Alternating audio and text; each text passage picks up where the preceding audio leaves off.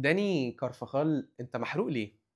أنت محروق ليه؟ أنت أصلًا إيه اللي مدخّلك الملعب؟ أنت المفروض ما تبقاش في الملعب مبدئيًا، ورايح لساكا ليه؟ هل أنت بتزعّق له على إيه يعني؟ إيه الحرقان ده؟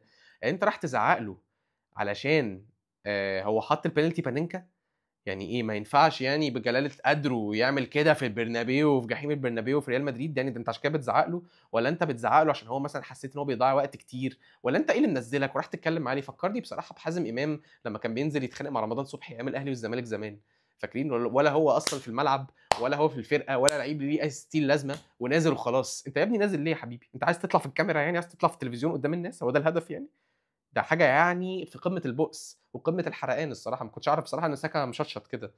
ما كنتش أعرف، نازل يهبِّب إيه، فاكر بقى إنه كده هيوتّروا مثلًا الشوط التاني، والله محاولات بائسة، محاولات بائسة، وروديجر بائس، روديجر بائس لعيب بصراحة يعني مش نضيف، روديجر ده لعيب مش نضيف، والدوسة اللي داسها على لويس كيلي دي مقصودة 100%، مقصودة 100% لعيب مش نضيف، والبطحة اللي بطحها في راس ميرينو من ورا مقصودة 100%، روديجر لعيب غلاوي، ولعيب مش كويس ومش نضيف، تمام، وبصراحة كده لعيبة ريال مدريد بتبتدي إيه، تبان على حقيقتها لمّا يلاقوا نفسهم مش عارفين يكسبوا بيتوتروا بيتجننوا زي ما كارفاخال عمل، واحد أصلًا مش في السكواد، وزي ما روديجر كان قاعد بيعمل بتدوس على لويس كيلي، يا ابني طب ده واحد عنده 18 سنة حرقك أوي كده؟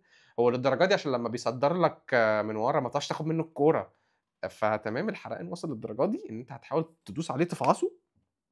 يعني مش يعني عيب، عيب.